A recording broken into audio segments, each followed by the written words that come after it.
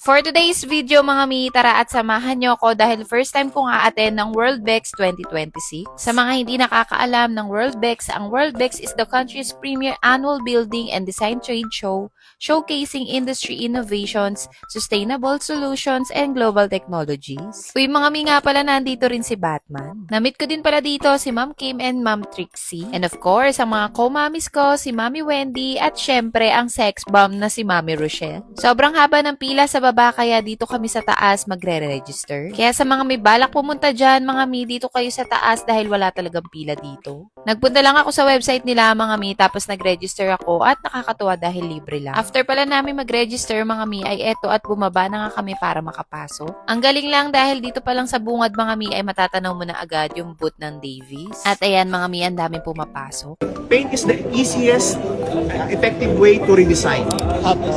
Diba?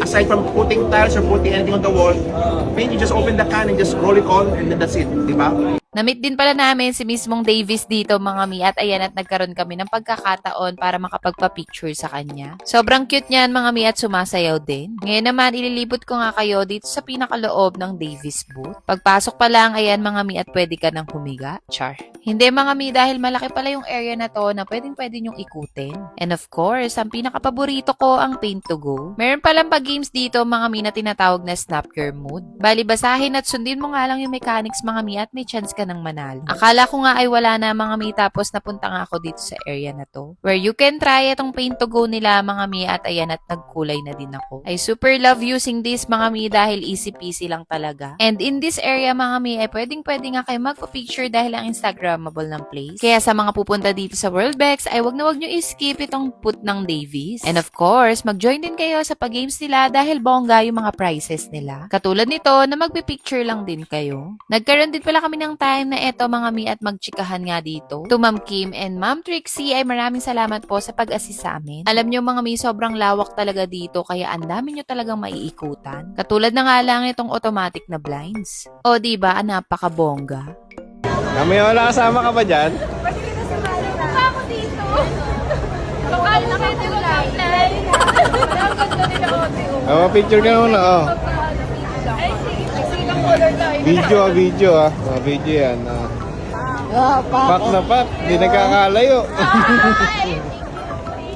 Sumatik ka. Akala ko mga mi pwede na ako kaya mag-a-apply sana ako. Char. Bukod sa madami ka madidiscover dito mga mi ay marami din pa freebies dito at pa-games. Kinakabahan ako para mausin na rin. Ano na, better luck next time. Aray mo.